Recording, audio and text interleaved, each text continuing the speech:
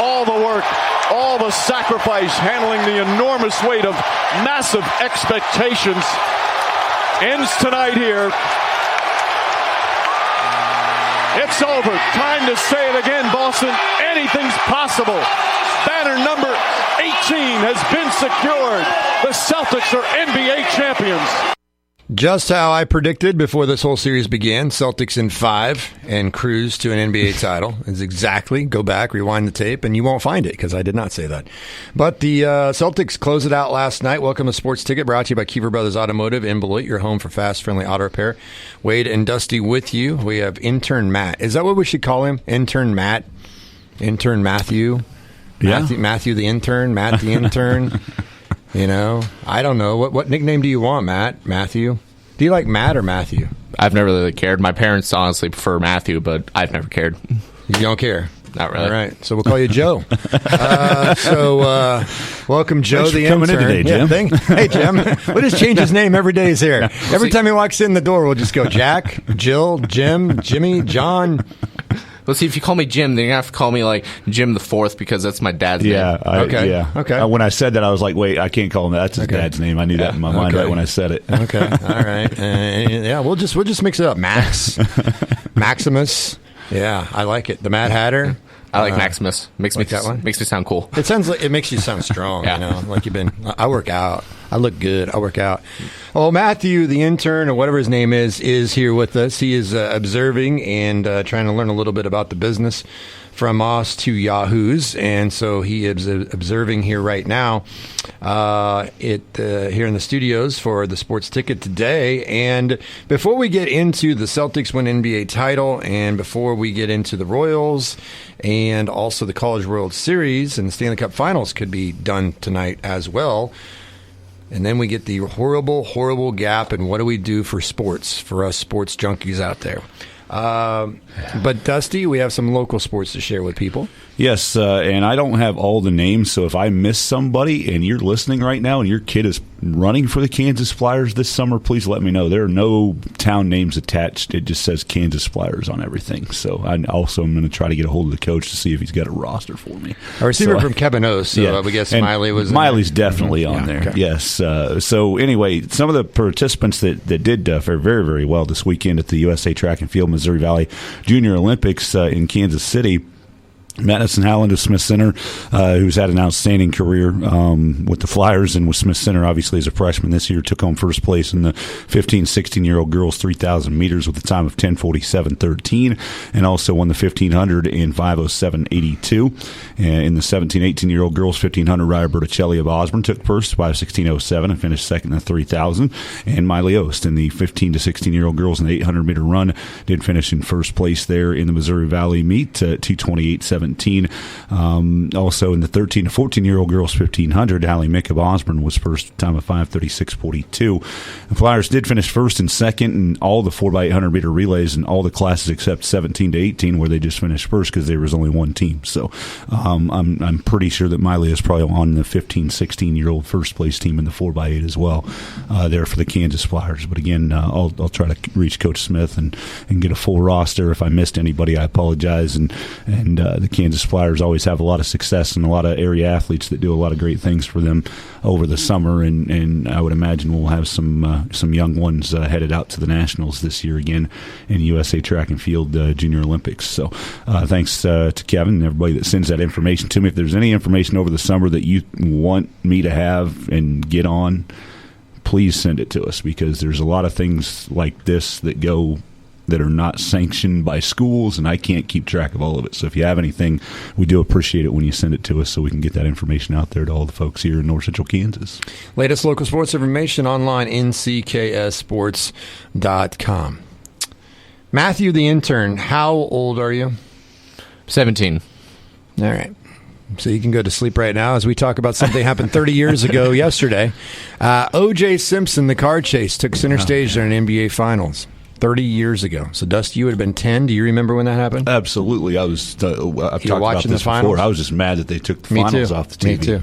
although it wasn't exactly exhilarating finals. No, between the Rockets. I was and the young Knicks. and just wanted to watch sports. Yeah, I hear you.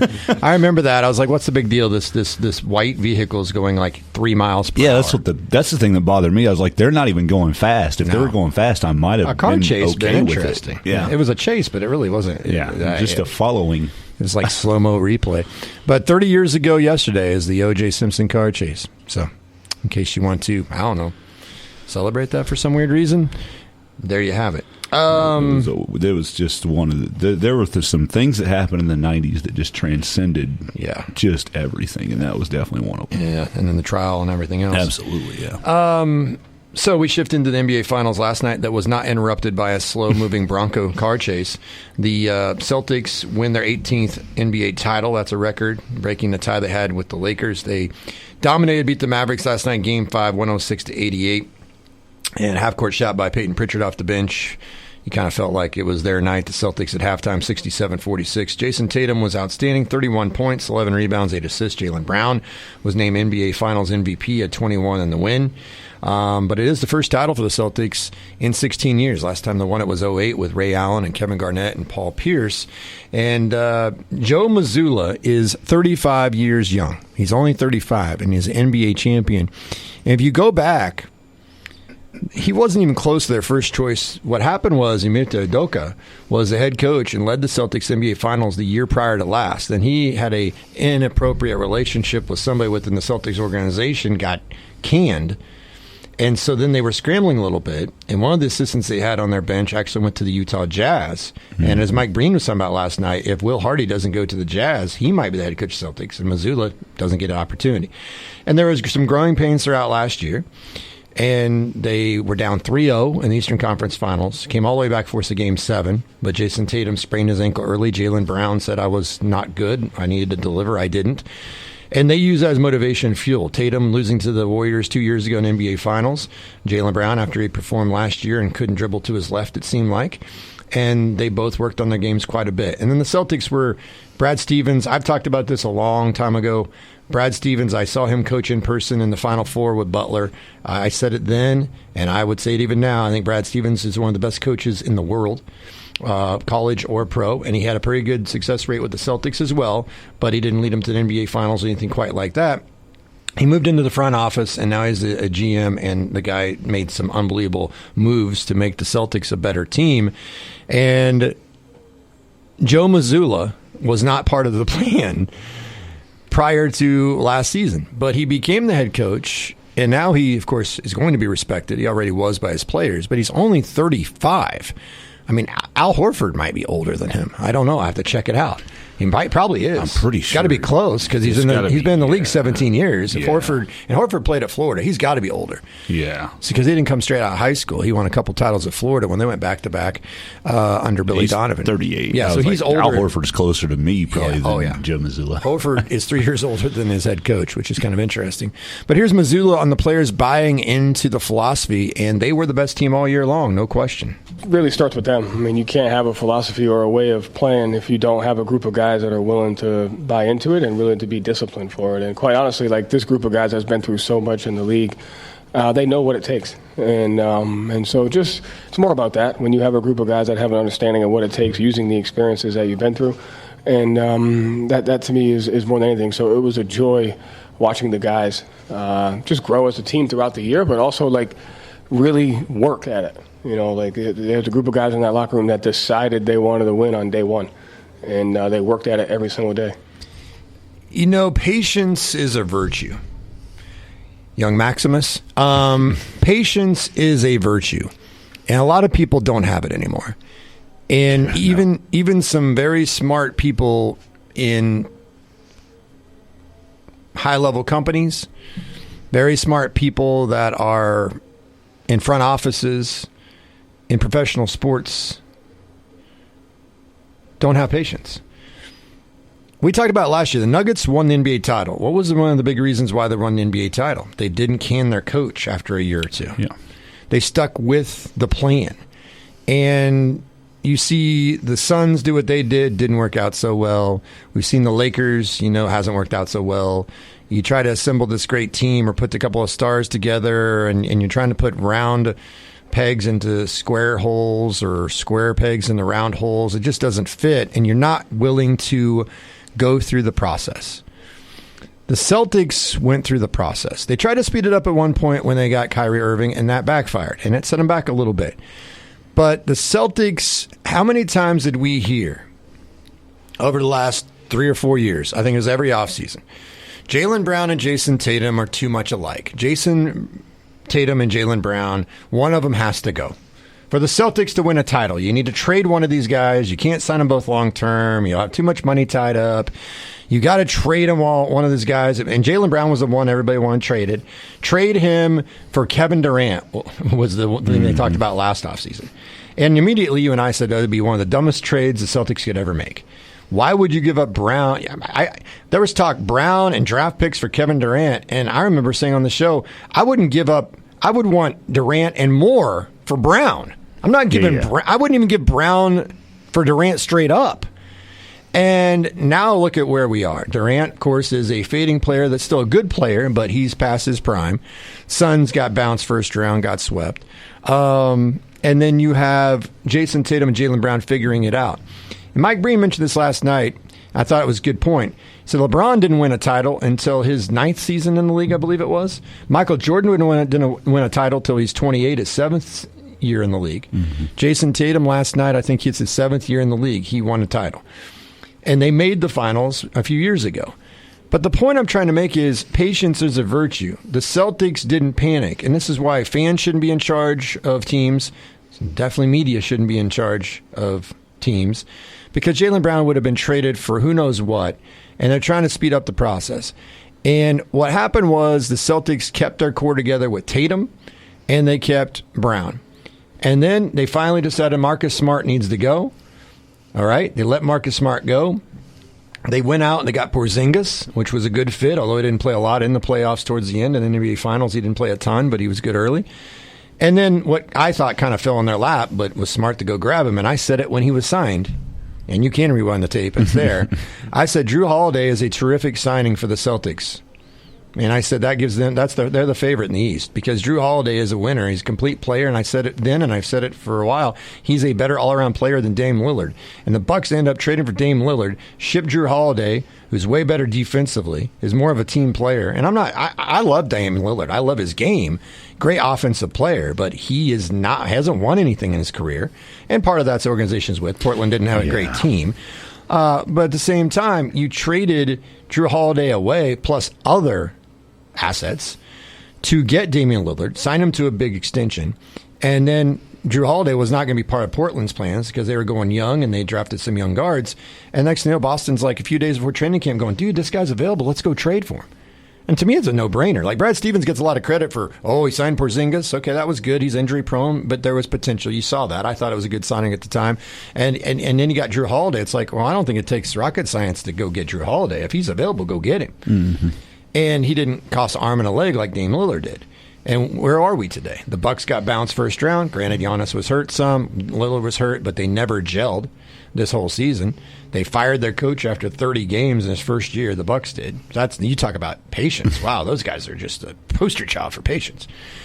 And the Celtics during this process didn't want to get rid of that coach before last year, but had to. And because of his own doing, you get a guy that has no head coaching experience. He was an assistant coach at minor league basketball in small colleges. And last year, they get to Game 7 Eastern Conference Finals. Tatum gets hurt, not as himself. Celtics lose, and right away, we got to trade Brown. Well, all Jaylen Brown did this year was he was an all-star. He won the Eastern Conference Finals MVP and won the NBA Finals MVP last night. It's a good thing they didn't trade Jaylen Brown. Yeah. So what they did was they added instead of subtracting. Yes, they traded Marcus Smart, but you have to give up something to get something during this whole process. The Celtics made the right moves during the offseason.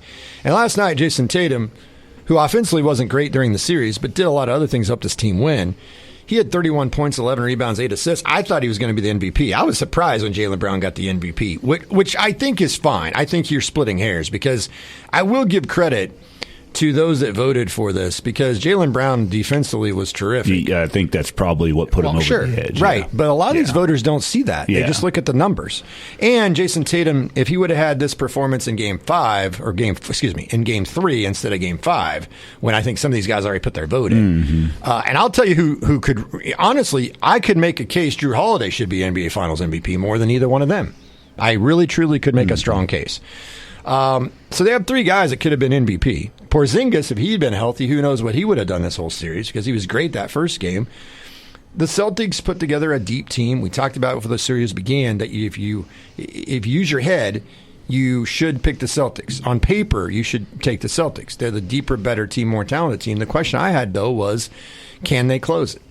Can they finish things off? Can they be in control prior to the final 60 seconds to the end of a game? Because I think Kyrie and Luka could end up killing them in a close game at the end. And we really didn't see that very much in this series. Luka had 28 points and 12 rebounds. But Kyrie last night didn't do anything. More on that in a moment.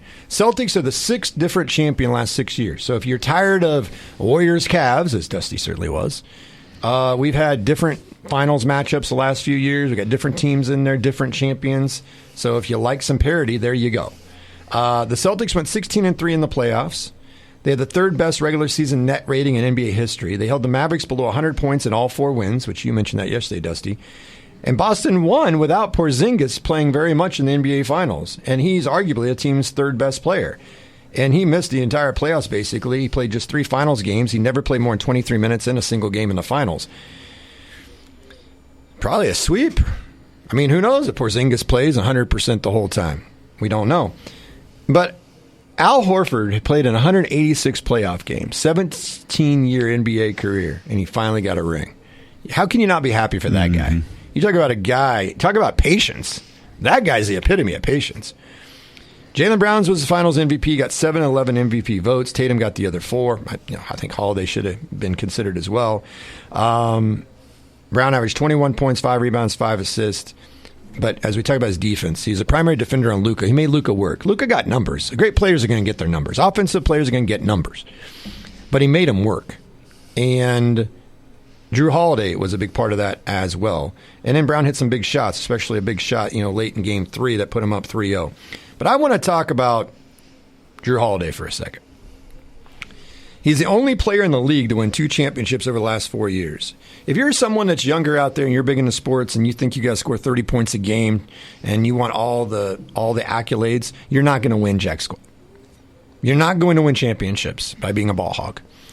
You need guys to understand their roles. Every team that's won a championship had guys that knew their role, accepted their role. There was a defined role, and if they don't accept it, you're not going to win a championship. You've got to have these type of guys. Jrue Holiday, he defended Luka at times. He did a really good job on Kyrie, and Kyrie was scorching the T-Wolves, having a great playoffs. Kyrie last night, 5 of 16, 3 of 9 from 3, 15 points. That's it. Jrue Holiday also can score. 26 points, 11 rebounds, 3 assists, a steal, and a block in Game 2. He had a double-double again last night. He scored the first 6 points for the Celtics. Kind of helped to set the tone early, because we said yesterday on the show, on the Sports Ticket, that, dude, the Celtics got to treat this like Game 7. Come out firing, because you don't want to all of a sudden be up 3-2 going back to Dallas for Game 6. So really the catalyst early in this game was not Jason Tatum. It was not Jaylen Brown. It was Jrue Holiday. And then Porzingis did play some. And so Jrue Holiday got a lot of pub there towards the end, and rightfully so by the announcing crew, which I appreciated. So now here's what we do. After every single...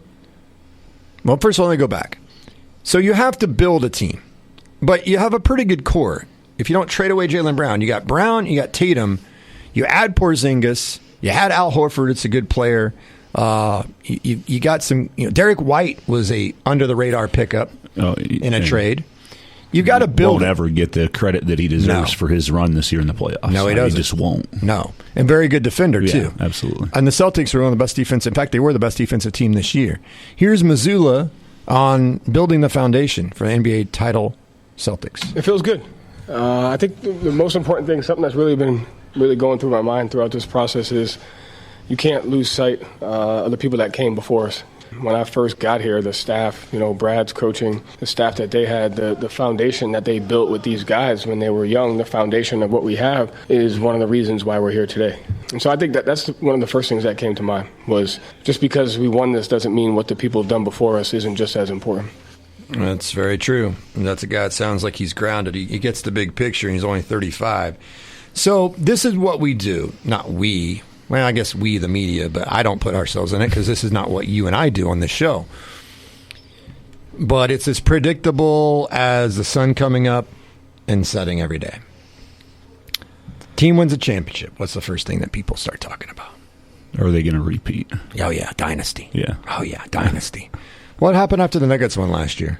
Oh, Nuggets, they're the favorite. I mean, the Nuggets going to win it again next year. They just got to stay healthy. You know what? They were pretty healthy in the playoffs there, but they didn't have Brown. Bruce Brown. They lost him. Yeah, he was very important. And he went to the Pacers, I believe it was. So, your team changes a little bit year to year. People don't understand that. And then are you as hungry as you were? You want that title so bad, that first one. Are you as hungry to repeat the second year? Do you take a little bit more time and go on the talk show circuit and get distracted and so forth and so on? It's hard to repeat. The Chiefs just did it. It's first time in 2 decades that's happened in the NFL, so it's not easy to repeat in the NFL. We know that. NBA has been a lot easier to repeat, but it hasn't happened for a while now. 6 different champions in 6 years. But this is what we as soon as a team wins a title, it's like, well, can they repeat? Or this team's set up to win and so forth and so on. Or even a team that loses in the finals. Oh, this team will be back. The first thing every announcer does in their postgame show, no matter what sport, when the team loses in a tough series, oh, they'll be back next year. No, more than likely they won't. So stop. History proves that they won't be. The Royals were kind of an exception, and nobody really was saying they were going to be back. There was one of them that didn't say they was going to be back the next year. Oh, the Mets will be back next year. They're pitching. Yeah, they never got back. So when you get there, you got to take advantage of the opportunity. And the Celtics got there a couple years ago, didn't take advantage of it, weren't quite ready for prime time. Curry saved the Warriors' bacon in Game 4 in Boston. And Tatum and Brown weren't at that level. And now they are, or at least it appears to be that way. But here's the talk. And I get it. I understand it. But we can't let it breathe. We can't let it go 24 hours without talking about the future when they just won and live in the present. But on paper, yeah, they look like they could win a couple here in the near future. Because the head coach is only 35, and he seems to be getting better, and he's only been a head coach for 2 years. Jaylen Brown is 27, signed long-term. He's got the highest, richest contract in NBA history. Jason Tatum is 26, and Brad Stevens is your GM. He's going to be there a while, younger guy. Tatum certainly will be long-term signed before his player option rolls around 2 years, unless he has some serious injury. Drew Holiday's under contract for the foreseeable future. Porzingis is locked in for the next few years. The rest of their core is tied down for at least 1 more year. And so what is it? It's like run it back. Remember, that's what the Chiefs said. Run it back. What did the Chiefs have? 2 new starters after they won their first Super Bowl, Mahomes. And I remember my good friend Sarin Petra said, everybody's talking about this is such a good thing. He said, I don't know if it is, because there's not. You need guys coming in that are hungry. And when you have basically the same team, everybody's got their ring, you need guys to push that come in that want to win a ring and win one for them. Like Drew Tranquil came in last year. He wanted to win a ring, right? And they won him a ring. And I think the Chiefs got caught up in that a little bit. And Sarin, I thought, was right, because on paper, what did we say? Well, the Chiefs are going to win another title because they got 20 of their 22 starters back from a team that won the Super Bowl. Mm-hmm. Okay, great. Well, what happened? Starting left tackle, starting right tackle get hurt. But there were other things that were going on there with that team, and they had a great regular season. Yeah, they lost one game. Well, they lost two, but the group we're talking about lost one game. But the point that Sarin was making is the odds of winning it back-to-back are low to start with. But usually when you win titles, you have to have turnover. Mm-hmm. It's rare to have a small turnover like that. So this is what they're saying, is that the Celtics probably will bring most of this group back next year. And I would compare that to the Chiefs. Now, the Chiefs, once again, had a great run and then lost to Brady and the Buccaneers. Yeah, the injuries obviously piled up, and that was a whole bad thing. But listen, what we're overlooking here, ladies and gentlemen, and I'm sorry we're taking so long to get to the most important part of this whole conversation, but really it doesn't matter if Jason Tatum is on this team next year. Does not matter if Jaylen Brown's on this team next year. Doesn't matter if Joe Mazzulla's the head coach. It does not matter if Brad Stevens the general manager. All that matters is that a KU Jayhawk is on the roster. That's it. That's all you need. The last 3 seasons, a Jayhawk has won NBA title. Andrew Wiggins with the Warriors in 2022, Christian Brown with the Nuggets last year. And you know what? They both had key roles on those championship teams. And then there's Svi Mykhailiuk. Svi Mykhailiuk did not. I didn't even know he was on the Celtics until 3 weeks ago. Well, yeah, because he came in. I was looking at a box score. By the way, he fits perfectly in NBA according to K-State fans because he's allowed to legally travel. Yeah, he can all travel the time. all he wants. Yeah, I was looking at a box score during the Eastern Conference Finals, and it was they blew him out. Right? Do not play, or I saw that it's too. like they blew him out, and he actually played in the game that I saw. Did he? Okay. Yeah, because they blew out Indiana in one of those games, and he played like 2 or 3 minutes at the end because I was just looking to see who did everything. I was like, I did not know Svi was playing for the Celtics. Yeah. I have a friend that is a Mavericks fan and also a KU fan, so I sent that in our group last night. I said, be happy. You have a KU guy that won a championship. He's like, no, Dusty. Right. Svi Mykhailiuk.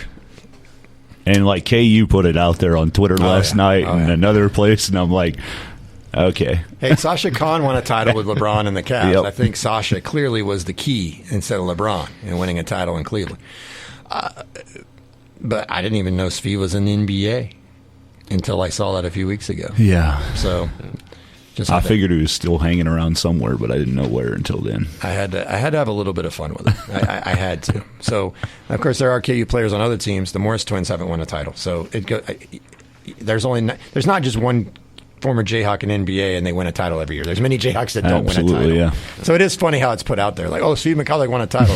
Third straight year Jayhawks won a title. Yeah, and I'd say it's probably 25 years in a row that Jayhawk guys have not. Or forever, you know? Svi being part of that streak means about as much as Bryce Brown being part of K-State's first or like NFL draft streak of having somebody picked every year. Agreed. Totally agree. I guess you can count him. He was on the K-State roster, but he was also in the doghouse and only played 3 games.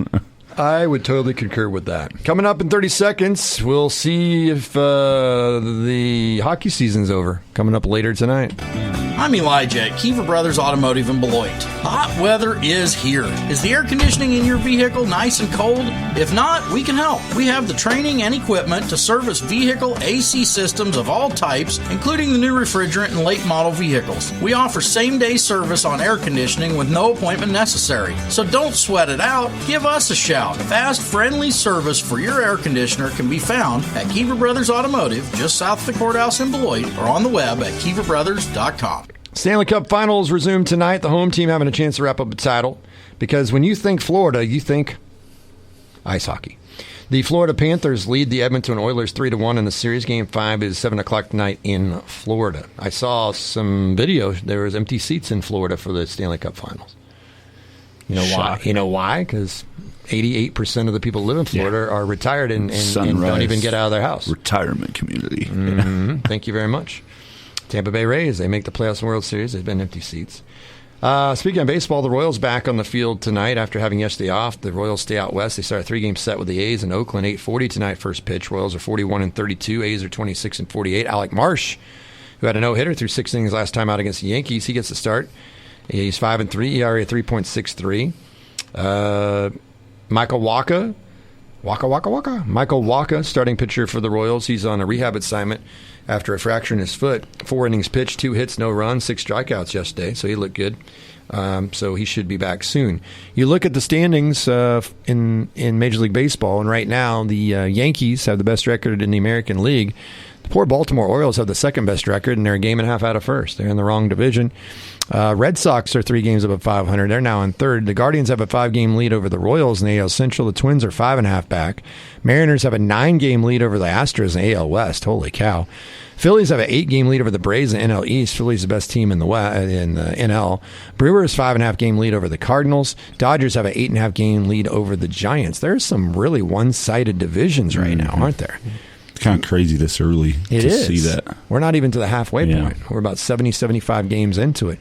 Now, if the season ended today, because my 10-year-old is a Dodger fan, and don't ask me how. He can't even name more than 2 guys on the team. But last night, we were sitting at the table. I kid you not. Jeremy, the intern, knows what I'm talking about. So Jeremy, we're sitting at the table, and my youngest, he's 10, and he's messed up because I'm his dad. But he's messed up because of many reasons. One, he's a Seahawk fan in football. Why, I have no idea, other than, I guess, Tyler Lockett maybe. And he's a K-State fan, and the family is mostly KU, and he's K-State. So he got brainwashed early, so that's weird. And he's a Dodger fan. Why? I don't get that either. So last night we're at the table, we're eating, and we're talking about something, and then out of the blue, he just says, I'm serious. This is exactly how it went. We're having this conversation. We're eating. The whole family's at the table. And just out of the blue, we were talking about something and then just right into it like it's a point of emphasis within the conversation, but it completely is not. It's completely out of left field. This is what my 10-year-old says. So we're talking, blah, blah, blah, conversation. Royals suck. What? I go, what? He goes, Royals suck. I'm like, where did that come from? We're not even talking baseball. We're at the dinner table, for crying out loud, talking about the mashed potatoes. Where did you get the whole... I'm looking around the table like, is there a Royals logo I'm missing? Is there a bobblehead I'm missing? And he goes, Royals suck. I'm like, oh, what? Because they lost to the Dodgers 2 out of 3 times? You didn't even know they were playing yesterday. He goes, Royals suck. I said, yeah, they suck so bad that they're only 2 games worse than the Dodgers, and the Dodgers have a multi-billion-dollar payroll. I said, did you know that if the season ended today, the Royals would be in the playoffs? Man, it must suck to suck. Great conversation at the table, right? But anyway, just out of the blue, he goes, Royals suck. He just trying to get a rise out of me. That's what he did. For sure, yeah. Yeah, he also likes to talk about I'm bald, even though I'm not. But anyway. Something interesting about that, too, is that you said they won 2 out of 3 at Dodger Stadium. If I saw something, that was the first time in like 16 years they actually won at Dodger Stadium or some stat like that. Well, true, although they don't go there hardly at all because it's interleague stuff. But yeah, it had been a while since they'd won a game there, yeah. So, yeah, they must really suck if they're able to win their first game in, like, forever in that stadium. It's totally true, totally true. And they lost 2 out of 3. And so he says, well, Royals suck. Well, guess what, 10-year-old boy? If the season ended today... Yeah, the Yankees, the Guardians, and the Mariners would be the division winners. The Orioles would be the first wild card. And guess who'd be the second wild card? The Royals. The Kansas City Royals. The Twins would be the final wild card. And right now, the Royals have a 3-game lead over the Red Sox, who are the first team on the outside looking in. So that's the key. If you want to make the playoffs, you got to stay above the highest contender that's not as a wild card right now. In the National League, the Phillies, Dodgers, Brewers lead their divisions. The Braves, the Cardinals, and the Giants. The Giants with a losing record. And the Cardinals with a 36-35 record would be in the playoffs. So it's kind of interesting between the 2 leagues. So if the Royals made the playoffs this year, wouldn't we be happy with that? Like before the season, we just wanted to get to 81-81. And I still think... It'll be interesting to see what the Royals do at the trade deadline because they need to help. Their bullpen needs some help. The bullpen's been up and down. Of course, you have any kind. Hunter Renfroe is injured, but he'll be back here soon, and Walker's coming back. Rotation seems to be pretty solid. The question's going to be, what do they do at the deadline? Do they add? Do they stand pat? I think they're going to add, it sounds like. And you should. I mean, once again, a lot of these free agents they signed have opt-outs. 1 year 1 year contracts, 2 year contracts with an opt-out on the second or the third. So we were just talking about earlier, when you get there, you got to take advantage of the window you got. You just can't assume, well, we're going to be there next year. Oh, they'll be back next year. The Royals are 9 games over 500, and honestly, they haven't played as well here recently against some really good teams. They have the 6th easiest schedule the rest of the way. 41 of the next 54 games against teams under 500, according to something I saw yesterday. They have a chance to make some headway, and who knows? They could still win this division. They're 5 out. The Guardians, I think, have played above what they really are. And some people could say the Royals are too. They got an MVP candidate in Bobby Witt Jr., who's been terrific this year. Stay healthy is big. Salvi had to miss a game the other day with some knee discomfort. That's the concern there. Injuries are always important. If a Cole Hagans or a Seth Lugo gets hurt, that'd be a major blow to this rotation, no question. But the Royals right now are... They're a playoff team if the season ended today. Would you consider them a contender to win it all? I would say no. Based on how they're playing against the teams that are the best in Major League Baseball, they're not right now. Because and so I think they've lost every series against the top teams. They've lost every series except Seattle, which I think some people like. Seattle's not really a team you think is going to win the World Series. They lost 3 out of 4 to the Yankees, 2 out of 3 to the Dodgers. They split with the Guardians. There was another team that they played that's maybe at the time was in division. They struggle against the Twins, and Twins are right there on their heels. I mean, you're right. They haven't done great against the best teams. Honestly, somebody wanted to have this conversation with me like a month ago of what do you do at the deadline, because the Royals had a good record, right? Yeah. And it's like this team is not the 2015 team. No. This is a whole different thing that you're going into when you approach that deadline, and trading guys for the future could have a major impact this time if you get rid of the wrong guys. If you take young guys and try to go get veterans and go get Johnny Cueto and Ben Zobrist, you can't. I don't think you can do. I want to see where the Royals are at when that actually happens. If they continue to play well, if they're 2 games out of first in the AL Central, maybe I'll start believing more that they should do those moves. I think you still want to be a buyer, but I don't think you sell the farm. You don't go in and get rid of 3, 4, 5 pitchers that you expect were going to be part of your team moving forward because you want to win. That team in 2015 was the best team without the trades, was the best team in the American League at the time of the trades. Correct. And so that was the contention of a lot of people, is you've given up a lot and you're already the best team in the American League right now. And so that's not going to be the case with this team. I'm pretty confident of that, no matter how the rest of this goes up until the trade deadline. I don't think the Royals are probably going to have the best record in the American League when they start deciding whether they should buy at the deadline. And so that's, for me, it's a totally different thing. And I get what you're saying about strike while the iron's hot, make sure you while the window's here that you make the moves to win. But at the same time, this is a whole different ball game with a lot of young guys that could factor into the future. And this is not like Johnny Cueto is our guy we think is going to take us over the top. Let me make this clear. And I know you're not saying that. I think you understand. I'm saying that about the conversation I had a month ago. I'm not saying sell the farm and go all in. What I'm saying is I think they should be buyers to help their team, go further and try to fill a weakness.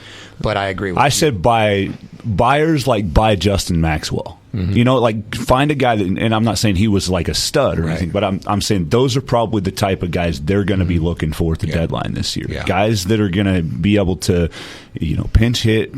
Utility player like a Ben Zobrist might be somebody that they'll look for. They're not going to look for that ace starter for the postseason. No, because they know they're going to have to give away a lot for that. Absolutely. Yeah. What were we going to say, Teddy? By the way, you called me Jeremy earlier. That's named my brother, so that doesn't work either. All right.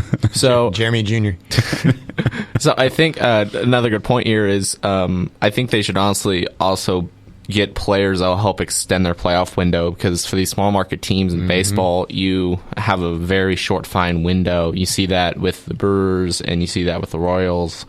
Especially after 2015, they didn't make the playoff again. Yeah, after they won the World Series. Don't get rentals. Get guys that can actually help for more than just this year. And that's an excellent point, Ted. When we, this is fun, but it's a great point, and I think we talked about that over time too. Is that you have less room for error if you make a mistake if you're a small market team, and so while you want to strike while the iron is hot, like Dusty accurately pointed out, the Royals had been to the World Series in 14, and they knew they came up a little bit short, and they didn't have a dominant starter. James Shields was their ace, but he wasn't dominant, and they knew they needed something. And Johnny Cueto was a rental. They gave up a lot of minor league prospects to him. They got Ben Zobrist. They got 2 pieces that they needed. Now Cueto wasn't very good for the Royals, except he did have 2 really good starts in the playoffs.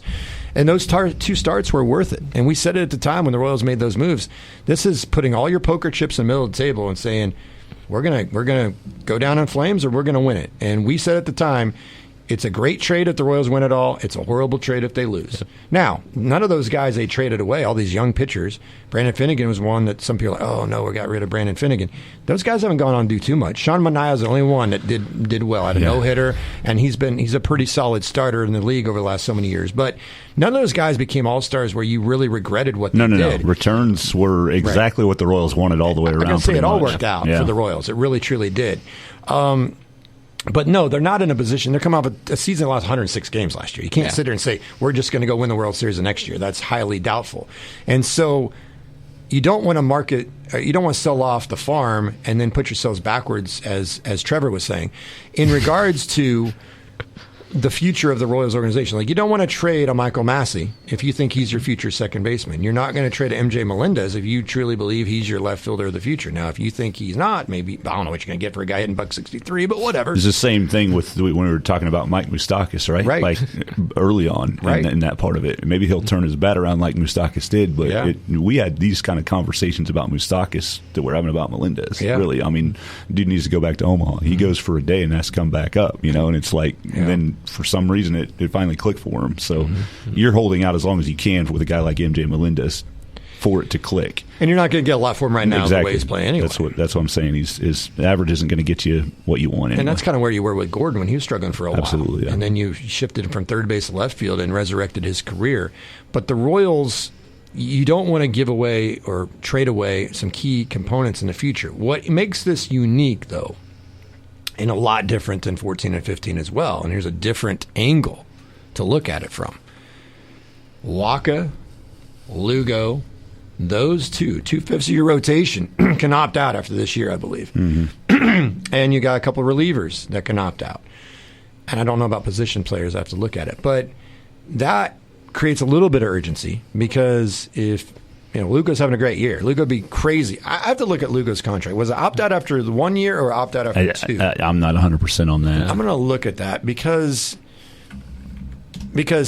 he'd be crazy. Okay, 3 years. I think opt out after two. I would, if I remember correctly. So, no, let me double check this. It's a 2-year contract. One says 2 years. One says 3. Signed a 2-year contract. Okay, so he'd be under contract this year and next year. I know Walker with an option for the third, probably. Right, that's what it is. So you got him for 2 years, and then he could opt out after 2. It's a player option. And then Walker, I know I'm 99% sure that was a 2-year deal with an opt out after this year. So that factors in a little bit, because. Well, but I can come in on the other side and play devil's advocate and say that the stars of that 2015 team were not locked up. Bobby Witt Jr. is here until 2031. So it's like, don't risk the future when you have your future here, right? Like, that's what I would say on that side of it, is that you feel like you've got some stability. And if you don't think this is the year you're going to win, but if you think you can win this year because your pitching is set and you want to do it, there's two different ways to look at it, is what I'm saying. Well, your pitching is not set if you got guys that can be opting out. So that's what I'm saying. Your pitching's not set. Your future's set as far as your guy that you want is locked in and locked up. And so I think you want to make sure that of what I was saying earlier, that you're not getting rid of key components because the fact that you do have them locked up long term gives you the presence of mind to go, okay, we're not going to lose him if we go all in here and it doesn't work out. Sure. Because we got him locked up. At the same time, if he wasn't locked up, there might be more urgency to go make a big splash. There'd absolutely So it depends be more on which way you want to look at it. I would say there'd be more urgency if you knew that we're probably not going to sign this guy to a long-term deal. Right. And we want to win now. Right. And I think that's what you saw in 2015. You knew that these guys are not going to stay. Right. Past this, you're not going to be able to sign all these guys: Hosmer, Kane, Moustakas, Gordon for even longer. They were under contract for next year. Yeah. Walker's an opt out after this year. Like I said, Hunter Renfroe's an opt out after this year. Lugo's an opt out after a couple of years. Chris Stratton, I believe. Let's see, was that a 1-year deal? And then a couple of the others we really don't seem to be too worried about. And then you remember Kyle Wright they traded for. He could be part of the rotation if Walker departs. So you want these guys to be good, but maybe not too good that they decide to stay with you next year if they're key parts of the puzzle. So the Royals have a lot of things to figure out. But the bottom line is the Royals have improved greatly, and we're having a conversation in June. Usually June 18th, we're talking, well, actually, it's about April 18th. We're done with the Royals and turn our attention to the Kansas City Chiefs. Right, Harry? Okay, so, dude, I'd agree. This is a new record, Guinness Book of World Records. Jason the Intern has had more names in the span of 30 minutes during a show that's ever happened in the world of radio. The All-Star Game's coming up, and you've improved when you got guys worthy of being an All-Star team.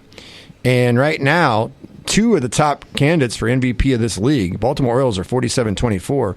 There's wrong division, as I mentioned.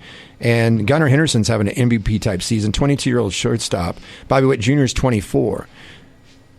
One of them's not going to start the All-Star game, which is amazingly sad because they're two of the best players in all the game. Right now, the vote getters, the numbers, Gunnar Henderson, 740,000 votes. Bobby Witt Jr., 541,000. Wow. Come on, Royals fans, get out and vote, man. What the heck are you doing? You don't have to get out and vote. You can do it online on your phone, right? Remember in 14, was it 14 or 15 when the Royals had 8 of the 9 starters? 14, yeah. I think it was 15. Omar, Yeah. No, it was 14 because Omar Infante That's right. was one of them, and he wasn't on the roster in 15. That's right. Omar Infante, and then they're like, okay, they decided changed mid-vote things, to yeah. change how things were going. The Royals were going to have 8 of the 9 starting positions, Like, I can't- including Omar Infante, who's hitting like 216. Good conscience vote for Omar Infante. I don't care how much I love my team. Jose Altuve was the guy, dude. Like, he was the second baseman that should have been starting. Yeah, absolutely. Let's see other vote getters. Salvy's second behind Adley Rutschman of the Orioles, who's an outstanding young player. And I think that's appropriate that Salvy would be, second in play towards the end of the game if he does. Trying to see anybody else that's the top 5 vote getters. But that's it for the Royals. Bobby Witt Jr., but Seth Lugo will be an all-star. I mean, if he's not, there should be an investigation. So the Royals will probably have 3. Is there anybody else that's worthy? That'd be the 3, wouldn't it? I would say that right now. Yeah, Bobby, Lugo, and Salvy. Yeah. I agree. Reagan's has had a pretty good year. It's just that he gets no decisions and no run support. Yeah, I don't think there's going to be another pitcher that they're going to be like, yeah, this guy should be on the roster. So, Right. And then position players, I don't think their overall averages and things like that are going to be good enough to put them in the All-Star game. I tend to agree with you. Trading deadline is July 30th. Okay, so we got another about 6 weeks for the Royals to make moves. It is being reported the Royals are looking at adding to their bullpen, as I talked about. The Royals have 4.31 ERA with their bullpen and the worst strikeout rate in baseball out of all the bullpens. Yeah. And Michael Kopech, who is with the horrible Chicago White Sox and would like to get out of jail free card, he would go from last to right up near the top of the standings. He went to the Royals. He's a guy who has a power arm. Now, he's given up 9 runs over his last 6 innings. That's not great. He has the 9th highest strikeout per 9-inning rate among relievers at 13.5. And I will say this. Perhaps he's not as focused when you're on a team that's 19 and 54. If you have the strikeout rate like that, you know that he's got stuff. the stuff. Right. Is he focused right now on a horrendous team? Yeah. Probably not. He's 28. He earns $3 million this year. He would be under club control for next year as well. Sign me up. He's 28. Yeah. $3 million. That should not break the Sherman Bank. And he's controllable. It's not a rental player for a few months. So I'm all in, even though I haven't done a lot of research on it. I'm cool with it. That would help the bullpen, and that would be. And I do think the Royals bullpen at times in certain situations have been taxed a little bit. Schreiber was great. Now he's had a few struggles, but you know what? Every pitcher, pretty much every year, starter or reliever, has a bad stretch. Yeah. They really do. Is that right, Fred? Yeah, I would definitely say so, yeah. You can't get nothing past Frank the intern over here.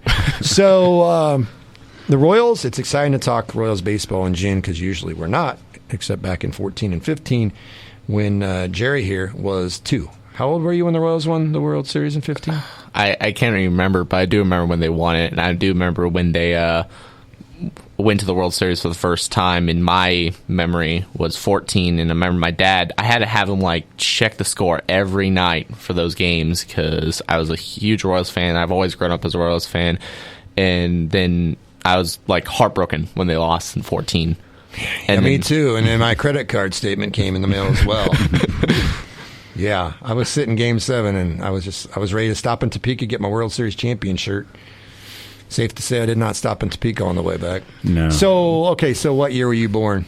2007. 2007. So you would have been 7 or 8. 7 and 8, yeah. Yeah. And did you guys stay up and watch the games in entirety, or did you have school the next day and had to go to bed? School the next day. And so you had to miss some of the games? Yeah, sadly. That's sad. It is. That's really, really, really sad, Omar. So, snuck in Omar. Pull some former Royals. Omar Infante. Hey, just talking yeah, about. absolutely. Yeah, that's where I grabbed this from. That's how clever I am. All right, another team eliminated from the College World Series yesterday in Omaha. Florida beat NC State 5-4 in bracket 2. That sends the Wolfpack home. Winners bracket, Texas A&M beat Kentucky 5-1. 2 elimination games take place today. Bracket 1, North Carolina takes on Florida State at 1 o'clock, and Kentucky faces Florida at 6 o'clock. And so Tennessee's not playing today? Is that right? No, they're on the winner's bracket, so they won't play again until tomorrow. It's just 2 eliminations. Did they beat North Carolina yesterday? Because I don't see a result there. I thought they were playing them yesterday. No, they're on the top of the bracket. There was just bottom bracket yesterday. Okay. Yeah. So it's weird how they do that. They do, the 2 elimination or the 2 losers bracket games on Sunday or whatever it was, they do like top bracket, bottom bracket for the first 2 rounds. I forgot Tennessee. I get it. I forgot Tennessee. I just don't like how they do it. I forgot. Confusing. I was thinking North Carolina hadn't lost. I'd forgotten they lost to Tennessee. Yeah. So that would have been Sunday. This is normal. No changes. It just threw me when I didn't see that. Okay, I got you. That happens from time to time, Lucas. So. Yeah, it's been good to have the intern here. I didn't know he had so many personalities. Holy cow, different names. Yeah. It's hard to come up with all these names. End up being like the guy in the movie Split here in a second. Yeah, I know. Yeah. Good movie, by the way. Interesting, weird movie. M. Night Shyamalan, didn't he direct that one as well? Yeah. Dude, you want to watch some cool movies, some interesting movies, make you think? M. Night Shyamalan's movies are pretty good. There's a few duds, but... His first one shocked everybody, and I think he set the bar too high for a lot of people. And was the first one Sixth Sense? Yeah, and they don't like a lot of them after that just because it's not the same thing. Yeah. And he does some weird stuff, too. Yeah. But I at least am sitting just for the ride, just to see what it's going to be like. Glass. I like Glass. That was a good one. There's some others I have not seen. Yeah, Unbreakable was where Glass and Split all started from back in 2000. That was the second one right after The Sixth Sense, and it was another twist, and I liked it. But again, there's some people that just, I don't know, they set the bar too high after the first one. Yes. Nate Bargatze's got that joke. He's like, I'm not trying to ruin a movie for you. It's 25 years old, but the guy's dead the whole time. Like, I'm sorry. Nobody no, I was going to go watch that tonight. You've had 25 years. Yeah, that's kind of what I said on certain movies. You haven't seen it by now. Like, spoiler alert, this was in 1999. We're good. Exactly. So this is interesting to point out. I saw this on Twitter. So the 2016 NBA draft, the number 1 pick was Ben Simmons for the Sixers. The Lakers had the 2nd pick, and they took Brandon Ingram. And the 3rd pick, the Boston Celtics took Jaylen Brown. Mm-hmm. Now, think about this for a second. So the Lakers took Ingram at 2, Jaylen Brown with the Celtics at 3. The very next year, it was the same order. Sixers had the number 1 pick. They took Markelle Fultz. The Lakers took Lonzo Ball. Yeesh. And the Celtics took Jason Tatum. Boom. You don't think it's important to draft well? Yeah. The Lakers could have had Brown and Tatum. I remember that. So could have the Sixers. That 17 draft was, nobody knew what the heck was going on. And everybody's like, you should take Lonzo Ball. And I think the Sixers were like, we just don't want to take Ball. And I remember thinking Tatum was, I remember in 17, I think we talked about, I do remember being high on Tatum. Yeah. But I will say, in fairness, full disclosure, I thought Jaylen Brown was a bit of a reach at 3. Mm-hmm. So I think a lot of people probably did. Yeah. But they saw the potential. Potential. Yeah, and so you're talking, he played at Cal, too. And, and a lot of people don't West Coast, late games. Know about him and stuff like that. Jason Tatum was a dude. We knew who he was, right? Like, we knew this dude was going to be probably good in the NBA. But it was like, every year, it's like somebody comes out that, you should get this guy. And then sometimes it's like, well, this is the guy we're going to go after. Maybe we can develop him. And the Sixers were still kind of in that mode of the process, right? And had kind of built already, but they kept losing because they had injuries. Mm-hmm. And I think they were just stuck and didn't know what they wouldn't do. Yeah. And Markelle Fultz ended up being the pick, and boy, was that a bad pick. Yes. I'll say this too, though. Let's say if that was flipped. If the Sixers had picked Jaylen Brown and Jason Tatum, would they have developed them correctly? Because we don't know. Yeah, it's not just about picking. Yeah. Would they have changed coaches every other year? That's always part of the draft too. You're right. Yeah, you got to find the right fit. Yeah. How many times do you see guys that failed with their original team then get a new lease on life and they're in a better situation? Yeah, it's like all these people that say. Well, Andrew Wiggins would be a great example. Yeah, he was a good player in Cleveland with the T-Wolves, a very good player, but he wasn't the alpha dog, and he was going to be number 1 pick, and the Cavs traded because they wanted Kevin Love. So then Andrew Wiggins went to Minnesota, who's going to be the face of the franchise. And he had a solid career in Minnesota, but he wasn't the guy that they were hoping for. He goes to Golden State, and he is the third dog on the chain, basically, or fourth, and he's a key, complete player defensively, offensively, and he wins a title and got a max contract.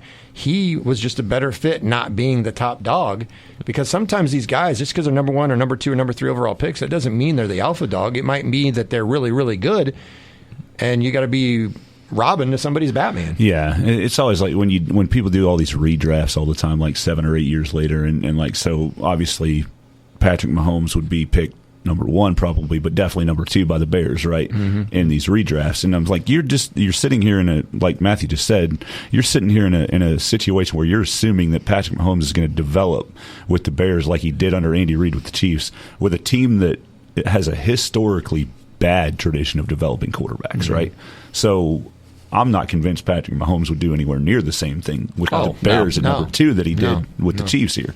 Because he didn't have the development, didn't have the coaching, couldn't sit behind a quarterback. He would have to play right away. Another thing that doesn't get factored in is, like, do you have a chance to actually set your feet down in the NFL or NBA or Major League Baseball, wherever you're going, to actually get a feel for what's actually going on before you're thrown into the fire? And so I always love those, like, redrafting the 2017 draft. Well, yeah, now you say that, but you're also basing that on the fact you think he could have done the same thing with the Bears that he did with the Chiefs.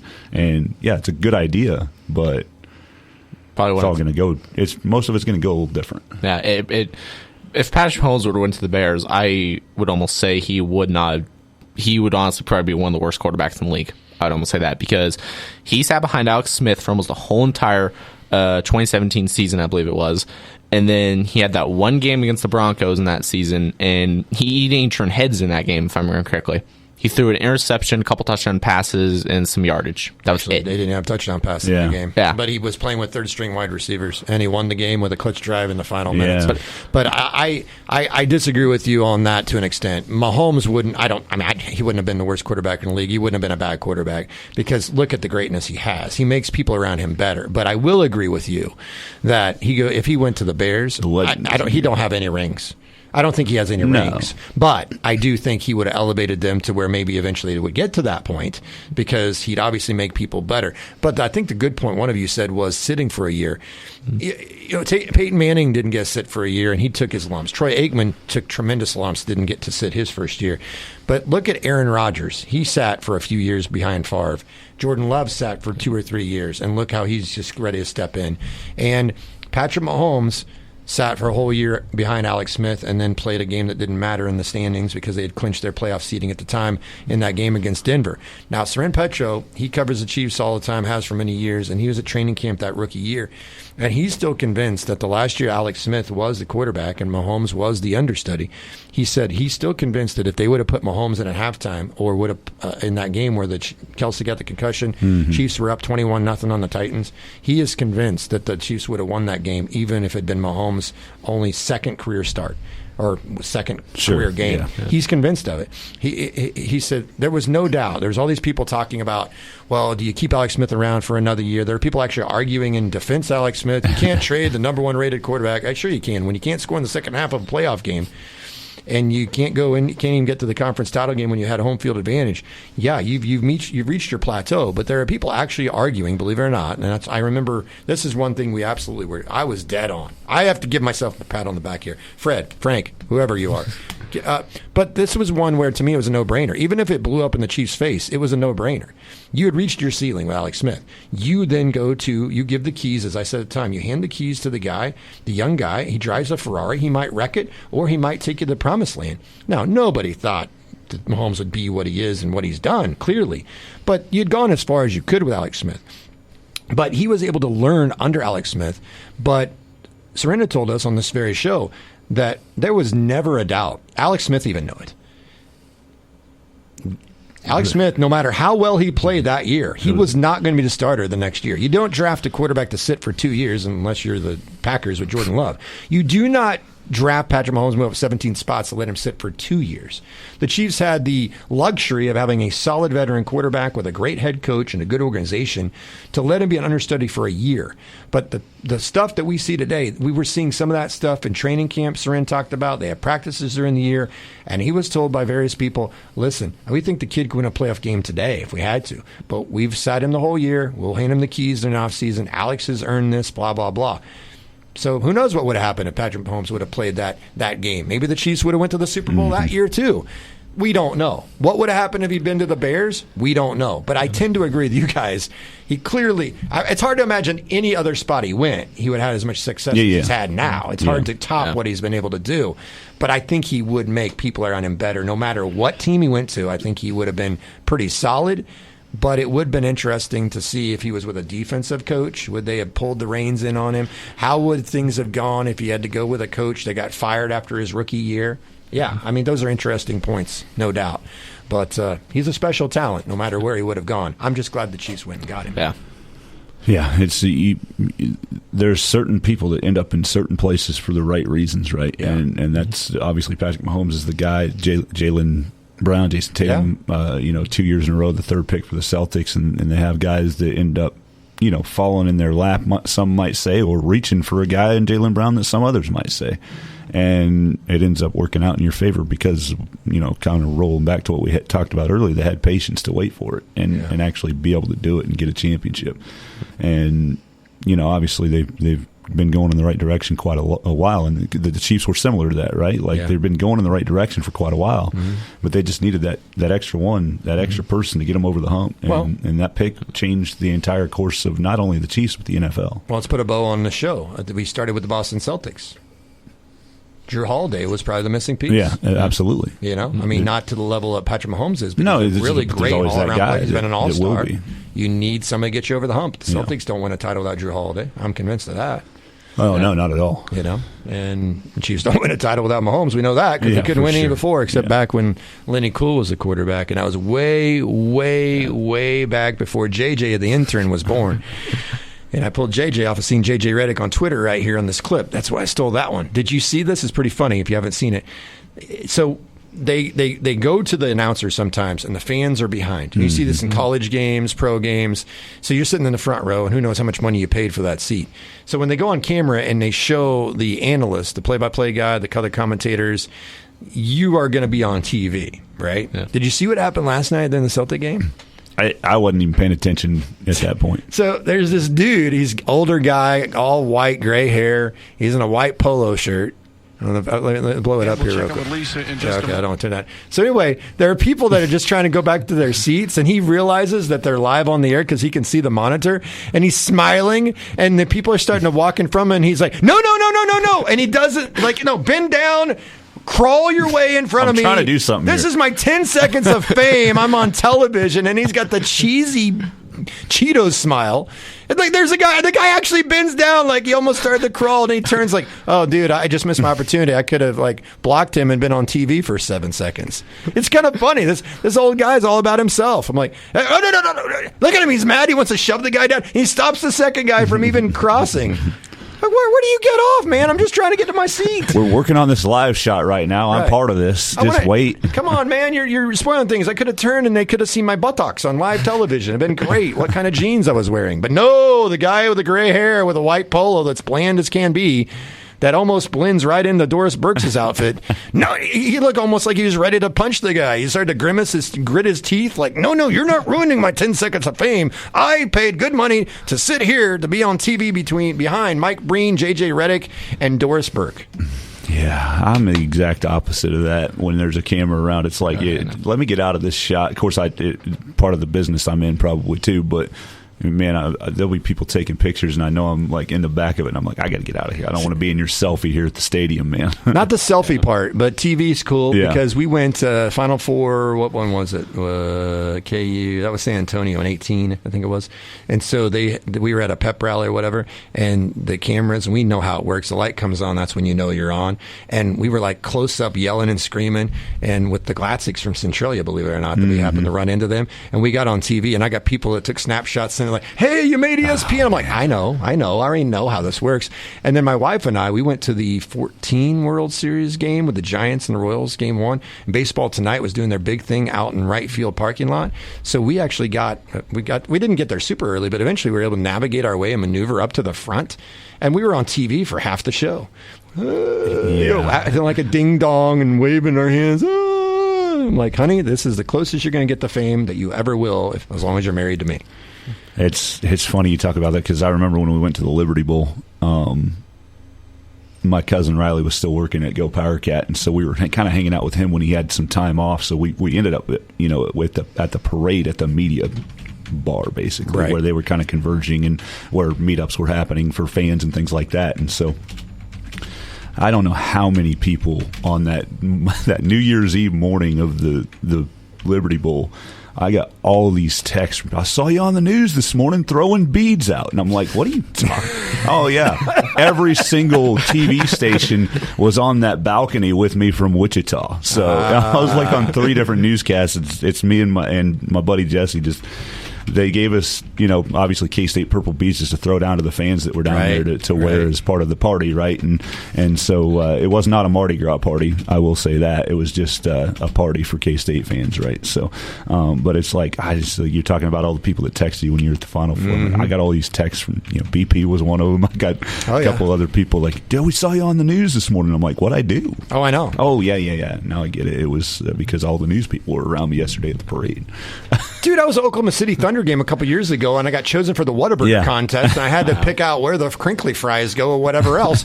And I'm 4.5 hours away from Beloit, and I think it was a weekday evening or something. And all of a sudden, after I was on a Jumbotron. I wasn't on television. And 2 minutes later, B. Fincham's like, hey, how's the Thunder game? And it shot at me with a Whataburger show. I'm like, what the hell? I can't get away from these people. So, yeah, it's a small, small world after all. It just makes me wonder, how do those people sit behind home plate and like the Diamond Club at Kauffman on TV like pretty much the whole entire game? Those people probably get more airtime than the announcers do. Yeah. The best part's when a foul ball comes and there's like protective netting and they still flinch. Wimps. Yeah. Come on. You've been there. Act like you've been there. I've seen a video of a guy literally yelled at his friends saying, nope, dude, I'm out of here, after a foul ball came right back at him. Even though they're protected netting, he got scared and left. Yeah, of course. Yeah, absolutely.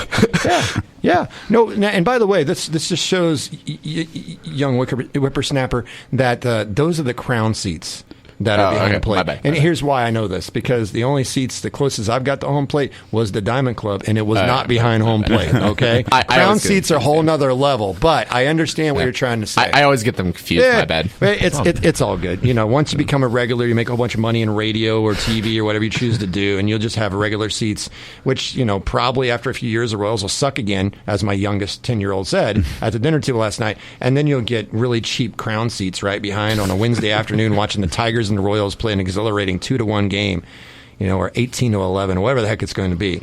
I want to thank Ricky Bobby, our intern today, for coming in today. It was fun to have him. If you don't know, Matthew is a student at Rock Hills High School in Mankato. He is a Grizzly, correct? Correct. All right. And so... great day to be a Grizzly. Absolutely. Every day, right? Every day is a great day to be a Grizzly. Why are you here? Tell our listeners real quick, why are you here? Well, just trying to learn more about, play-by-play and how the radio business works. I'm the voice of the Grizzlies. I started Grizzly Sports Network this last school year for Rock Hills, and we have fun graphics for our streams now and those type of things. And just great to be around the two voices that pretty much everyone knows here in North Central Kansas. I mean, I grew up listening to these guys like on the way to school in the mornings on Wireside Wake Up or whatever it was, and it's amazing to be around these guys and learn from them. I'm sad Wade's leaving midway. Yeah, like midway through my internship, but well, that's why I'm leaving. But dang, that's a joke. I guess you can't see my ugly face that long. See, that's why I can't. I stared at Dusty's. I mean, I can handle it. No, I'm just kidding again. Hey, we're on radio for a reason. That's right. Exactly. Yeah, agreed. Well, you don't feel old at all when he says, when I was younger listening to you guys. I grew up listening to you guys. But that is a compliment. To be fair, it's not like I'm saying that as like a 25-year-old. I'm saying that as a 17-year-old. True. Yeah. True. And when I say younger, I mean like when I was like 10. Yeah. No, I get it. I get it. And what is interesting interesting, since you said 10, that's perfect segue into this one, is my 10-year-old talks about how I'm bald, even though I'm not bald, and so forth and so on.